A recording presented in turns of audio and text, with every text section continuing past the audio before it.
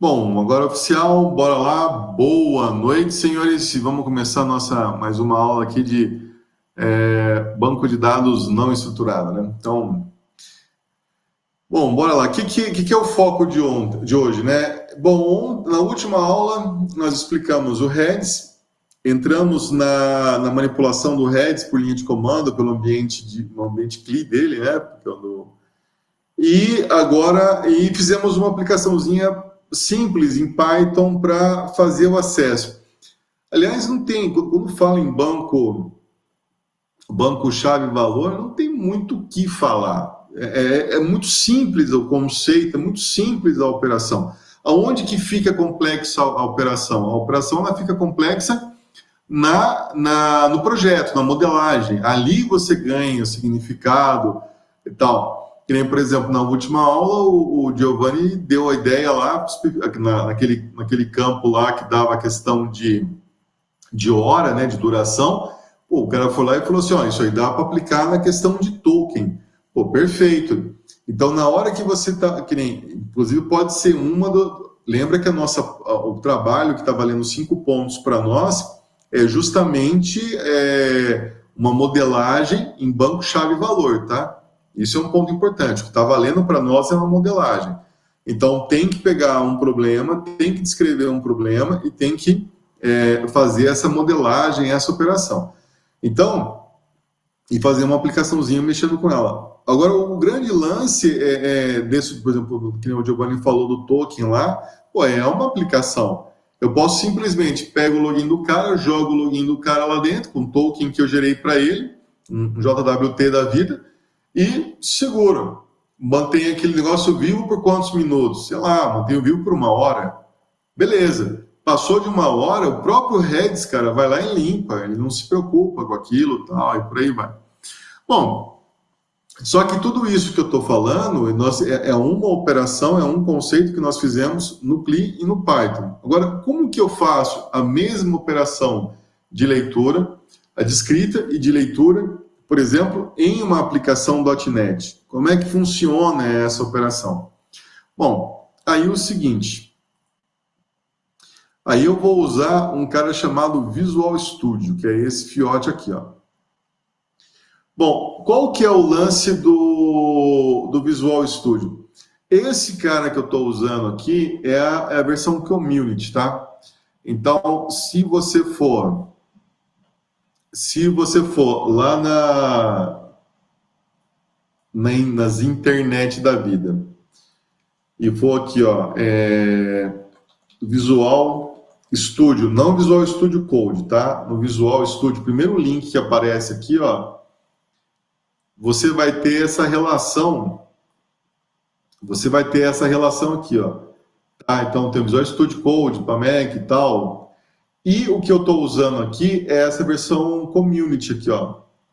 Tá? É a versão Community. Então você simplesmente baixa a versão, ela é um arquivo e pede para instalar. Na hora que você for instalar esse cara daqui, ó, eu vou abrir aqui o meu. Peraí, deixa eu abrir desse lado de cá, aí vocês enxergam.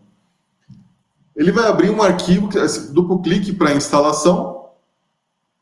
Só que um dos itens, aqui o meu já está instalado, né? Eu vou... Cadê? Vou pegar a versão do installer minha aqui. Deixa ele abrir. Pronto. Bom, quando ele abrir a sua versão, você vai ter algo parecido com essa... Poxa, pedi para fazer atualização. Espera só um pouquinho. Show ao vivo tem esses problemas. Ele vai abrir um painel e aí você vai ter caixinhas para selecionar o que você quer instalar, tá? Bom, eu vou tentar atualizar o negócio aqui que ele não deixou nem eu pegar. Problemas de Microsoft, cara, isso é impressionante.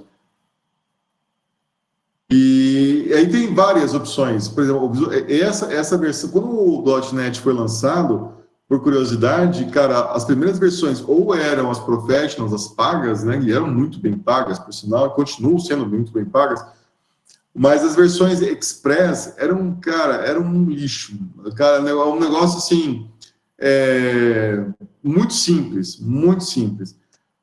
A partir dessas versões mais atuais agora, essa versão Community, cara, você consegue trabalhar com IoT, você consegue trabalhar com Data Science, você consegue trabalhar com Azure, você consegue trabalhar com muita coisa legal, tá? E é um ambiente free, então você não tem custo com ela, tá? Então você pode pegar, pode trabalhar sem problema nenhum. Tem um monte de coisa lá dentro, tem parte de desenvolvimento mobile, tem parte de desenvolvimento para jogos, tal. Se for para colocar tudo, vai bater a casa dos 40, 50, ou seja, gigas de disco. Só que o que nós precisamos é um pedacinho dele, tá? Estou esperando ele aqui só para abrir para eu mostrar para vocês o que precisa estar instalado. Precisa só de um cidadãozinho lá dentro. Fez download, atualizou.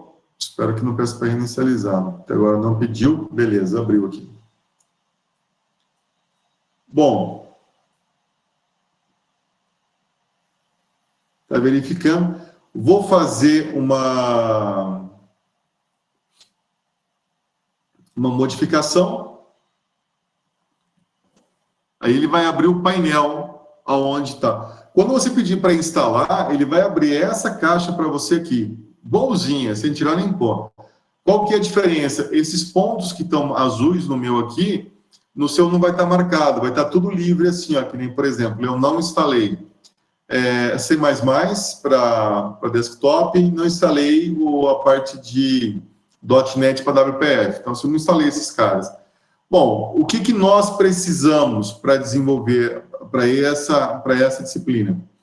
Se quiser colocar a parte para .NET Core, para parte web, é interessante, a gente podemos trabalhar, fazer um projeto web com ele, mas o grande lance é esse cara aqui, ó, tá? O projeto que eu vou usar é justamente essa caixinha aqui, ó, tá? Essa caixinha. Então, ela é um ponto legal. Para quem tem curiosidade, esse cara daqui é para fazer desenvolvimento para o Office. Então, você desenvolve, você estende o Office, você faz as ferramentas, incluindo coisas dentro dele, tá? Mas para o nosso projeto aqui, para o que nós precisamos, nós vamos precisar só dessa caixinha. É clicar, pedir para instalar, e já é, tá? O que eu vou fazer hoje aqui é o que basta, não precisa de mais do que isso não, tá? Então, é esse que é o ponto. Então, vem aqui nesse cara, abaixa a versão Community, instala só aquela caixinha, se quiser pega também o .NET para web e boa, tá? Bom, então o que eu vou começar aqui? Vou fazer um novo projeto, vou fazer um Create New. Bom, quando você abre o Visual Studio, ele tem basicamente três pontos principais aqui, né? Quais são as linguagens que ele está preparado para trabalhar? E aqui tem um ponto interessante quando você fala de Visual Studio, que é o seguinte: quando você fala de Java, o conceito de linguagem Java é desenvolver em Java e rodar em N aplicações. Então, não importa onde você está programando, a ideia é que você rode em qualquer device, né? Ou o pessoal gosta de brincar, né? Você programa uma vez e faz debug em N locais. Aonde a JVM tiver, você joga a aplicação lá. Vai estar em code mesmo. Então, assim, regra 8. Põe lá e roda. É para rodar, pelo menos. Só que o .NET ele tem uma filosofia ao contrário. Ele tem uma filosofia de escolha a linguagem que você quer, programe nessa linguagem. Aí o .NET ele tem uma filosofia de Common Language Runtime, né, CLR. Ele gera um assembly intermediário, não importa por onde você está vindo. Aí você pode falar assim, bom, pera um pouquinho, C++ então tem a mesma velocidade que C#. Dentro do ambiente protegido do .NET, sim, tá? Só se você sair do ambiente protegido, aí você volta lá para a unha mesmo, né? Aí os conceitos são diferentes, os compiladores são diferentes. Mas caso contrário, todo mundo cai nesse Common Language Runtime e esse é executado. Por isso que tem esses ambientes diferentes. Só que tem uma diferença, que nem o JVM, você tem o SO aqui e o JVM aqui em cima. Nesse caso do Windows, o que acontece? a WVM, né, já é o próprio SO. Então, é muito mais rápido esse processo. Então, tem um ganho de performance interessante aqui dentro, tá? Então, quando você faz a minha instalação, eu coloquei o quê? Eu tenho C Sharp, C++, F Sharp, que é uma linguagem funcional, tenho Java, tá? JavaScript, Python e por aí vai, tá? Então, tem aqui algumas linguagens. Eu posso escolher por questões de plataforma, para onde que eu estou desenvolvendo, tá? E eu posso escolher por tipo de projeto que eu estou desenvolvendo. No caso aqui, como nós estamos fazendo uma POC, e a ideia é ter uma noção, uma sensibilidade de como que eu interajo, como que eu trabalho com um banco chave-valor, eu vou fazer um projeto de console. Por que um projeto de console? Cara, porque eu quero ir na veia. Eu quero ver o código, né? É esse que é o meu ponto. Eu quero ver o código funcionando. E eu quero trabalhar também se eu quisesse fazer um filtro maior, eu quero trabalhar com F Sharp. Então, tem aqui, ó. Então, eu posso trabalhar fazer uma aplicação console com .NET Core e um console com .NET Framework. Qual que é a diferença de um para o outro? Se eu trabalhar com .NET Core, eu estou fazendo um aplicativo portátil. Então, eu vou fazer um aplicativo que posso fazer deploy no Linux, posso fazer deploy no iOS, no Mac, e posso ficar no Windows. Então, eu tenho essa possibilidade de ir para N lugares aqui, né? Então, tanto que quando você escolhe um projeto, ele fala. Quando você escolhe .NET Framework, aí não. Aí você está no ambiente Microsoft. Aí você fechou dentro do Windows. Deu a mãozinha lá para a janelinha e você vai ficar na janela. Esse que é o ponto, tá? Então, são os dois pontos. No nosso caso, vamos sempre optar por quê? Por trabalhar por .NET Core. .NET Core. Por que .NET Core? Porque eu posso rodar isso em qualquer lugar. Se estiver na máquina Linux, eu posso usar... que nem o Giovanni pode... estou no Linux, eu posso usar pode usar o .NET Core no Linux, tem instalação .NET Core para Linux, pode usar o Visual Studio Code para trabalhar com a aplicação .NET. Inclusive, o Visual Studio Code, quando ele abre uma aplicação .NET Core, ele fala, opa, é .NET Core, sou Visual Studio, sou Code, mas sou Visual Studio, eu tenho um plugin maravilhoso para debug e tal, não sei das quantas, ele tem tudo lá dentro. Qual que é a diferença de eu ficar no Visual Studio Pi e de ir para o Visual Studio Code? Pensando em .NET Core, são as linhas de comando, é o que eu vou usar para fazer a instalação das bibliotecas, das packages, tal, essas coisas. Tá, e comandos, mas do mais, a instrução, o código em si é igual, é Ctrl+C, Ctrl+V. Pode pegar o código que eu fizer aqui, colocar aí no Linux e rodar, que é para dar certo, tá? Para dar bom. Então, eu vou pegar aqui a aplicação .NET Core, vou vir para Next. Bom, aí a pergunta é, qual que é o nome do meu projeto, o diretório e o nome da minha solution? E aí tem alguns detalhezinhos aqui dentro. O diretório. Então, vamos procurar um diretório para estar colocando. Então, eu vou vir aqui, vou lá na Unifeg 2020 SRC, vou vir aqui e vou deixar aqui dentro. Então, eu vou selecionar essa pasta aqui. Bom, qual que é o nome do projeto? O projeto eu vou chamar de NoSQL. Eu vou chamar de Heads. Hello Heads.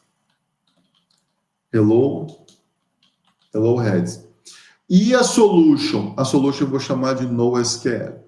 Por que eu estou fazendo isso daqui? O que é um, o que é outro, qual que é a diferença? O Visual Studio, desculpa, o Visual Studio, ele trabalha num conceito de solution. Tá? E isso é, na minha opinião, uma das coisas mais fantásticas que existem nesse cara, tá? Então, por exemplo, o que eu vou fazer aqui? Vou criar e vou explicar a diferença entre eles. Esse é o diretório onde vai ficar a solution e ele vai criar os projetos. Então, eu vou pedir create aqui. Ele vai pensar na vida. E bora lá. Ele vai montar. Abriu do outro lado aqui, vou puxar para cá. Bom, o que nós temos aqui? Estão enxergando bem aqui a tela, por favor? Tá de boa? Bem, beleza. Bom, qual que é o lance? Aqui é o meu, óbvio, né? Esse lado aqui é o meu código, né? Onde eu estou trabalhando. Mas o que eu falei de solution e project é aqui, ó. Essa é a minha solution. Esse é meu project. Uma solution, ela é uma coleção de projects. Então vamos pensar num projeto mais complexo. Vamos falar assim que eu vou ter um projeto aonde eu vou ter... Vou pegar a bola quicando do Giovanni. Então eu tenho lá, eu estou no meu projeto e eu tenho um módulo que eu tenho que guardar a questão do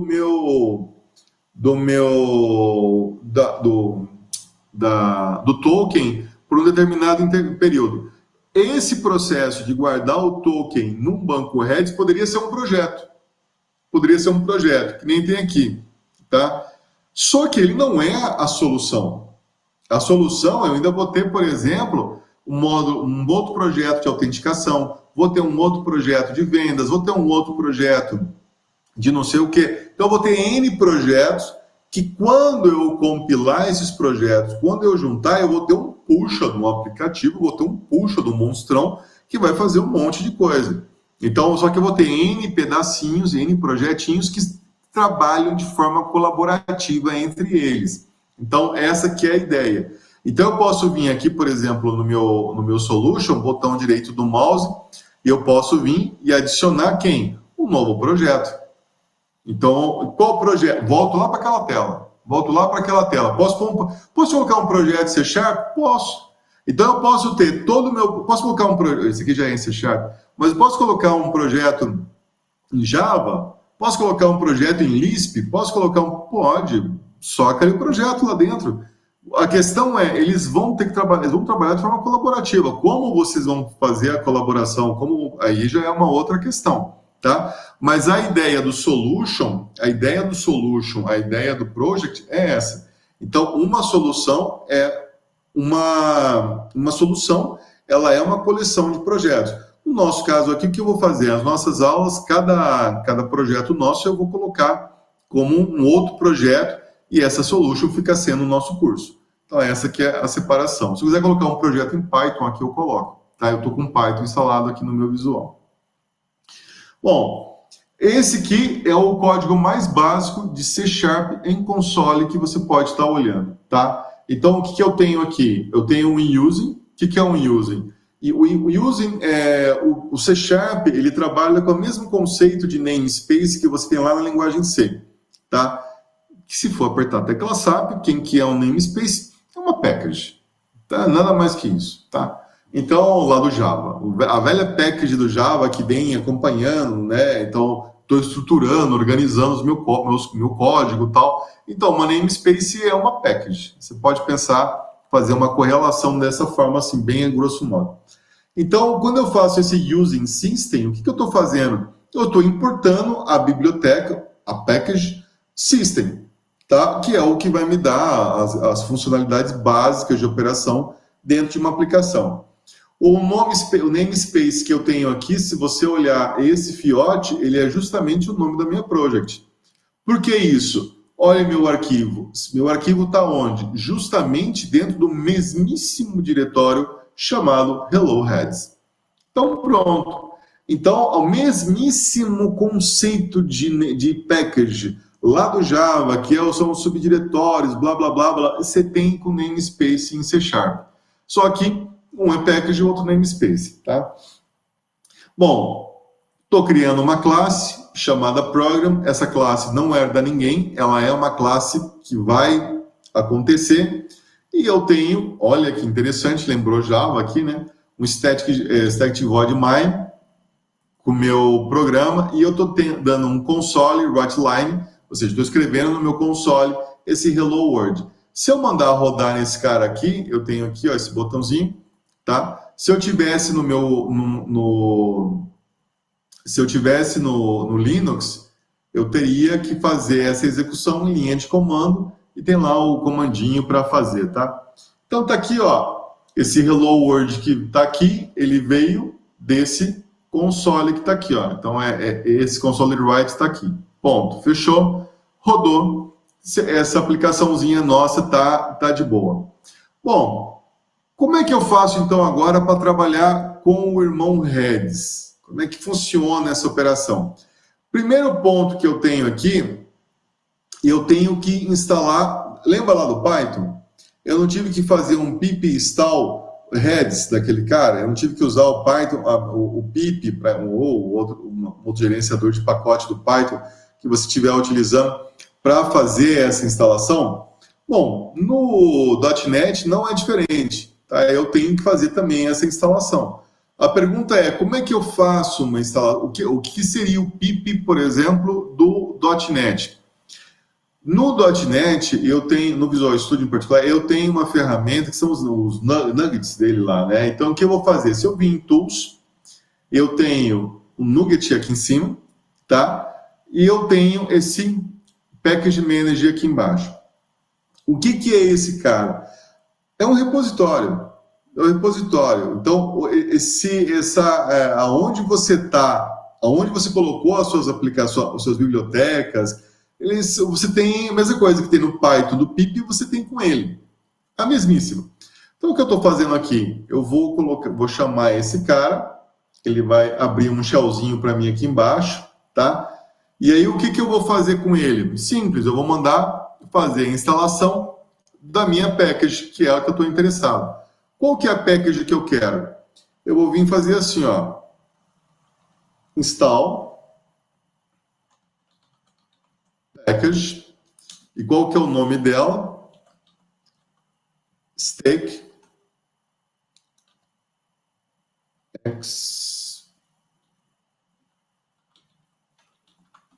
Exchange Heads. Stack Exchange Heads. Vou dar Enter, ele achou o pacote e ele fez a instalação. Nesse momento aqui, ó, ele acabou de ir lá no repositório, pegar o código que ele precisava, as bibliotecas, o que fosse necessário para fazer a instalação da biblioteca e me deu. E pronto, show de bola. Estou com ela instalada, já posso começar a trabalhar. Bom, e aí, como é que eu faço a operação? Bom, primeira coisa, preciso importar. Como que eu faço a importação de uma biblioteca dentro do C#? Using. Então, da mesma forma que ele fez um using system aqui em cima, eu também vou fazer o meu using aqui. Aí eu vou vir, coloco o using. Use quem? Vou fazer o using.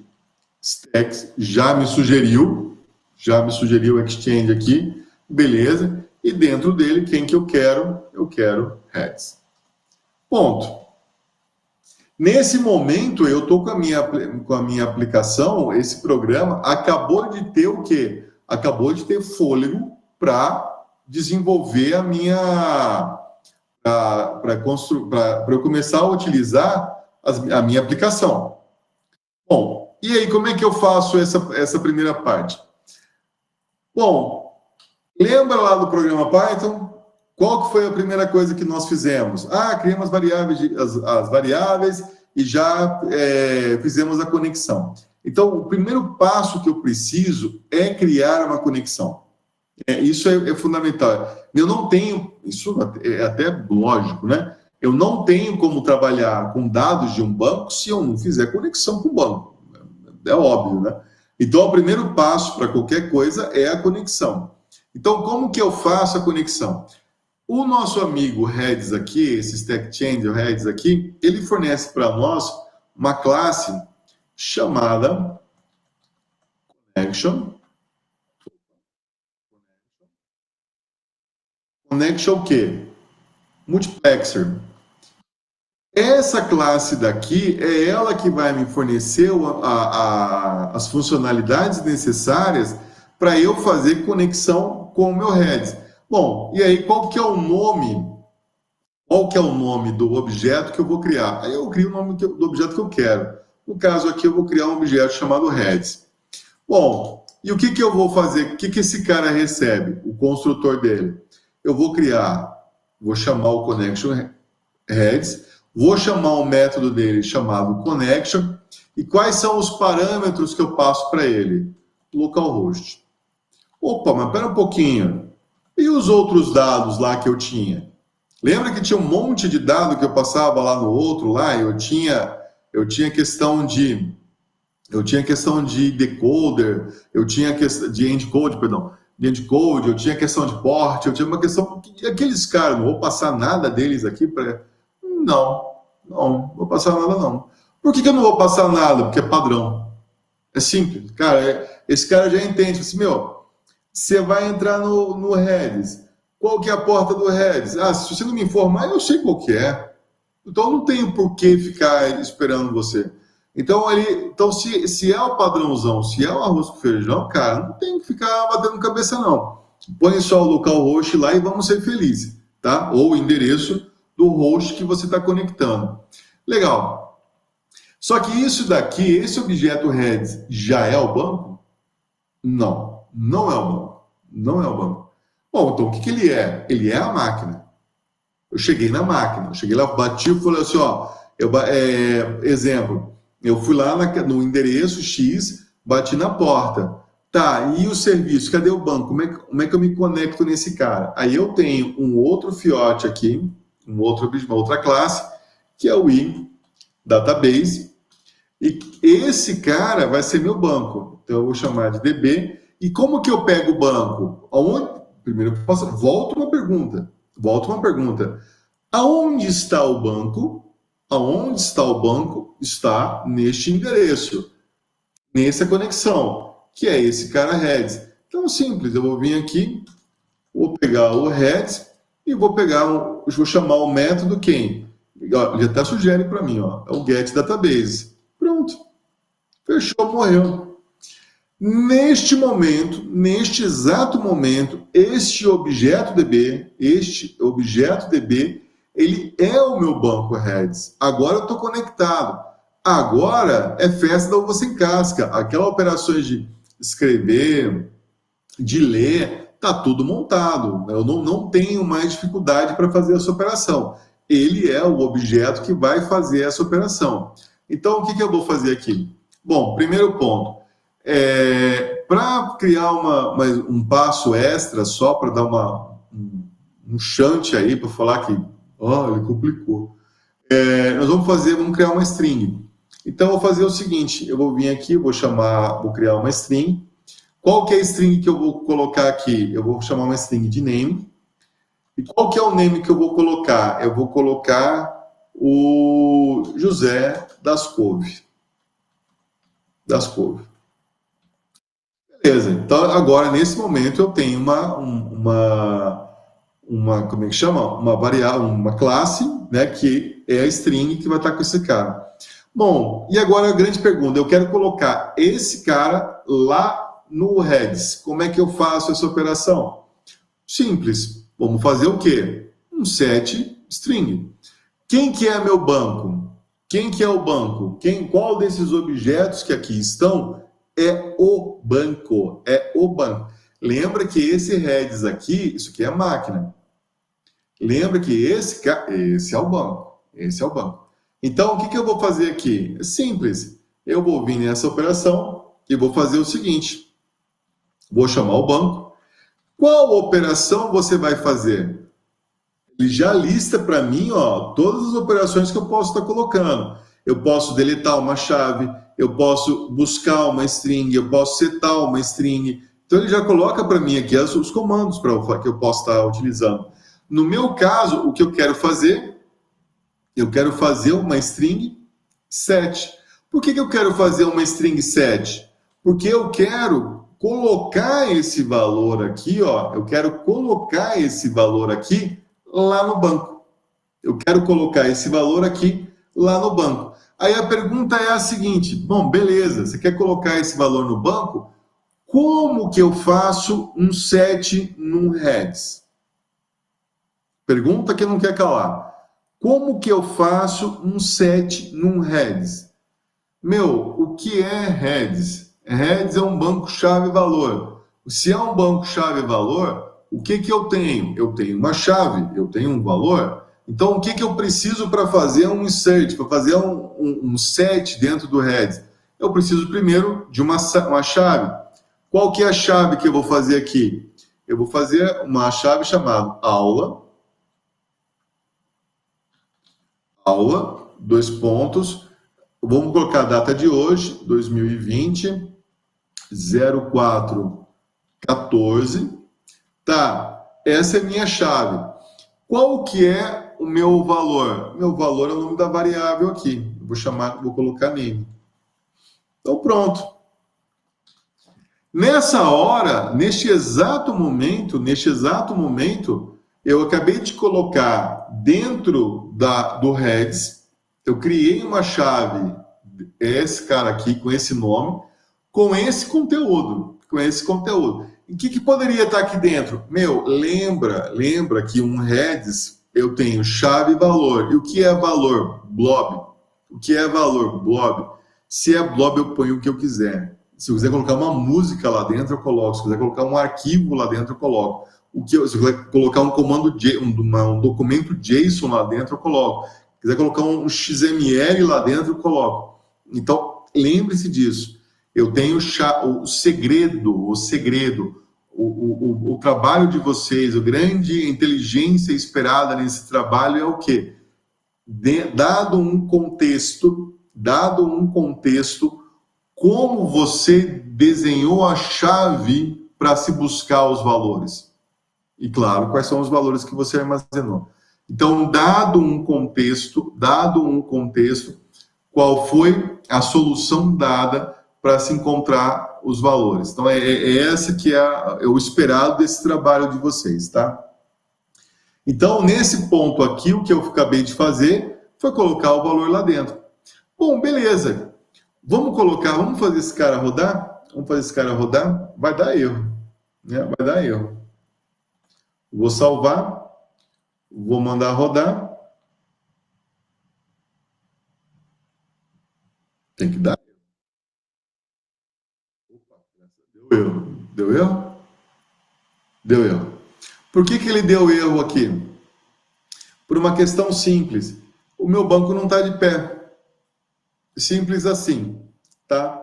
Então eu vou parar o meu amigo aqui. Parei. Fechei aqui dentro. E agora vamos levantar o banco. E aonde está o banco? Meu banco está aqui no Linux. Lá no meu WSL.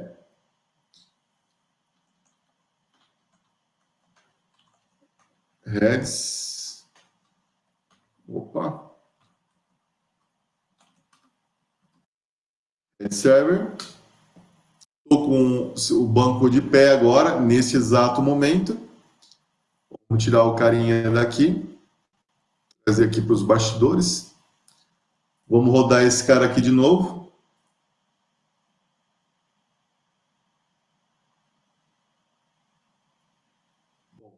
Agora deu meu Hello World, foi executado com sucesso, legal. Aí alguém pode perguntar, mas espera um pouquinho, não tinha que aparecer alguma coisa aí para mim? Não, tinha que aparecer nada aqui, porque a única coisa que eu estou mandando printar no final, ó o console write line aqui, ó, é só esse Hello World mesmo. Então não tem absolutamente nada mais aqui dentro. Bom, mas espera um pouquinho. E aí, como é que chama? Como é que eu verifico? Como é que eu verifico aí se tá tudo bonitinho mesmo, né? Porque você foi lá, você falou aí que colocou os caras aí, mas e aí, né? Como é que funciona? Espera aí, vamos abrir um outro terminal aqui. E aí vamos chamar quem? O nosso Edis. Beleza, conectado. Bom, como que eu sei quais são as chaves que estão lá dentro mesmo, lá do meu banco? Eis já sugeriu para mim, ó, qual que é o pattern, qual que é o padrão que você está querendo procurar aqui dentro? Ah, vou colocar o pattern asterístico aqui, que eu quero ver todas as chaves. Opa, temos aqui, ó, com uma chave chamada aula 2020-0414, justamente a data de hoje. Curioso isso, né? Bom, tá, e aí? Como que eu faço para pegar essa chave? Como é que eu faço para ler essa chave aqui dentro? Bom, eu vou dar o quê? Eu vou dar um... Opa, já sugeriu, ó, get. Qual que é a chave que você está procurando? A chave que eu estou procurando, ela é o aula 2020-0414. Pronto. José das Couve. Perfeito, tá? Ou seja, esse programa, esse cara que nós fizemos aqui, ó, esse programa que nós fizemos aqui, ele está gravando lá no Redis. Ele está colocando os dados lá no Redis. Então, beleza, isso aqui está funcionando. Bom, e se eu quiser fazer essa leitura agora, daqui, né, do .NET. Eu não quero ir lá no console. Pô, o console dá um trampo do caramba. Eu quero buscar essas informações direto do meu aplicativo, né? Como é que eu faço isso aqui então? Bom, eu posso fazer o seguinte. Então, se o meu DB eu tenho string set para setar uma chave, para criar uma chave, eu devo ter alguma coisa tipo string get para fazer o contrário, né? Faz lógica essa operação, essa ideia. Então, o que eu vou fazer aqui? Eu vou fazer uma string, vou criar uma nova string, que eu vou chamar de getName, por exemplo. Padrão .NET aqui, né? getName, headsName, né? Headsname. E o que eu vou pegar? O que eu vou guardar nessa variável aqui? Eu vou fazer o seguinte: como que eu faço para chegar no banco? Como que eu faço para... Quem é o objeto que me dá o banco? DB. Por que é o objeto DB? Porque ele é um objeto da classe iDatabase que eu peguei dentro do objeto Redis que fez a conexão na máquina e eu peguei o get database dele. Então, DB para mim é o objeto banco. Legal. E agora, o que eu vou colocar aqui? Simples, eu vou pegar, eu vou chamar quem? DB. Ponto. Poxa, olha a mãe. Visual Studio é uma mãe. Se DB string set salva, DB string get faz o quê? DB string get simplesmente vai pegar. Vai pegar quem? A chave. Qual que é a chave? Aí eu falo qual que é a chave, né? E aí eu tenho que vir aqui e falar qual que é a chave que eu quero retornar. Bom, esse ponto aqui agora, o que eu tenho? Dentro dessa variável headsName, eu tenho conteúdo dessa chave. Dentro dessa variável headsName, eu tenho conteúdo dessa chave. E como é que eu mostro isso? Vou usar o mesmo método aqui, ó. Eu vou usar um console, vou usar um writeLine, e o que eu vou imprimir? Eu vou imprimir meu headsName. Pronto. Simples assim. Acabou, morreu. Vamos botar esse cara para jambrar? Vou meter aqui o meu Hello Redis, vou dar play nele, trazer a tela para cá. José das Couve, Hello World. Por que José das Couve veio primeiro? Porque, console write readName e depois o cara aqui embaixo. Então, pronto, tá? Então, nesse exato momento, nós temos um aplicativo. Nós vimos como fazer um aplicativo em Python que escreve e lê, e vimos como fazer em .NET um aplicativo que escreve e lê em Redis. É muito simples usar, é muito simples. Você vê que assim, o volume de operações que eu tenho com um banco chave-valor é muito simplificado. Mas, de novo, qual que é a função dele? Vou fazer um armazenamento de uma estrutura altamente complexa, vou fazer um negócio extremamente diferente. Cara, eu tenho que pensar assim, de novo, lá no comecinho do curso, que é o ponto principal, quando eu falo em bancos não estruturados, qual que é o coração, qual que é o ponto principal, o que que eu tenho que ter de mantra no meu, tatuado no peito, cara?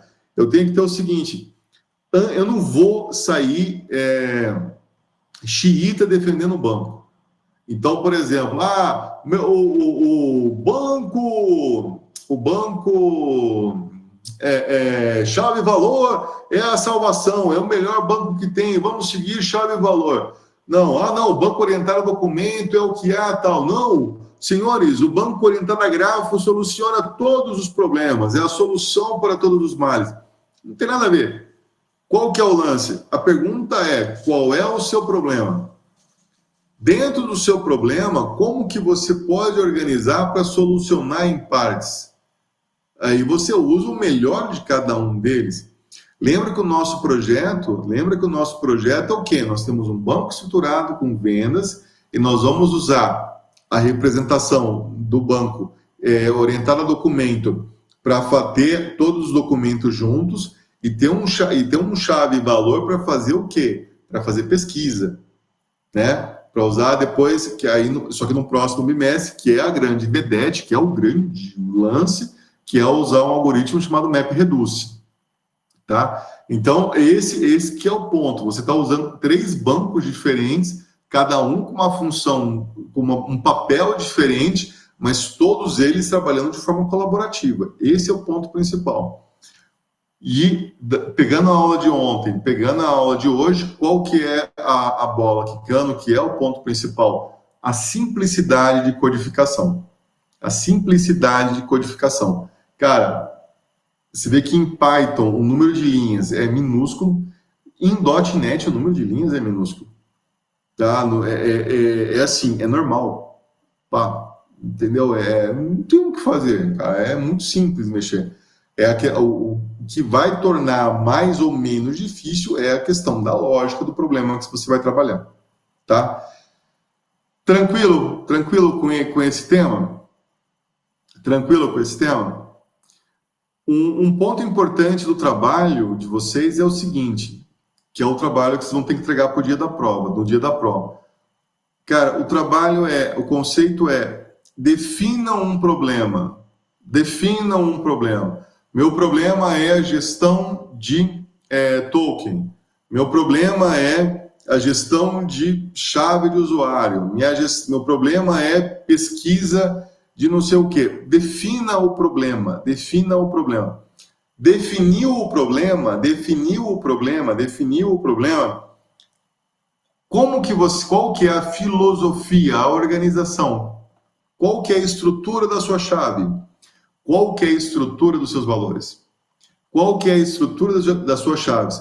E com base no seu problema, por que aquele modelo de chave é adequado? Com base no seu modelo, por que esse modelo de chave, essa composição de chave é adequada?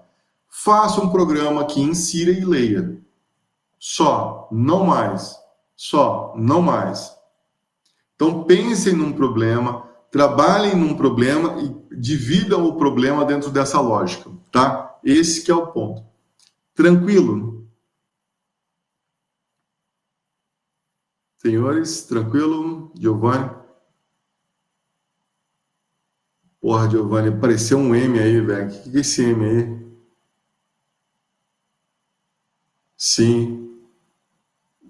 Tá. Não abusa do tio, não, cara. Não abusa do tio.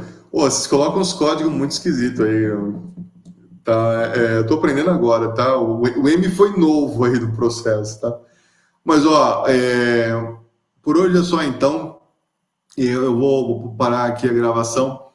Eu vou montar um Git, preciso montar esse Git, colocar lá para vocês, e aí eu disponibilizo lá para vocês. Preciso colocar também o link dessa biblioteca aqui em cima, tá? Dessa Stake Change aqui, que ela tem mais passos, ela tem umas coisinhas mais interessantes também, assim como o Python também tem a dele, né? Para auxiliar com o trabalho com redes. Belezinha então, senhores? Vou dar um pau parar aqui então.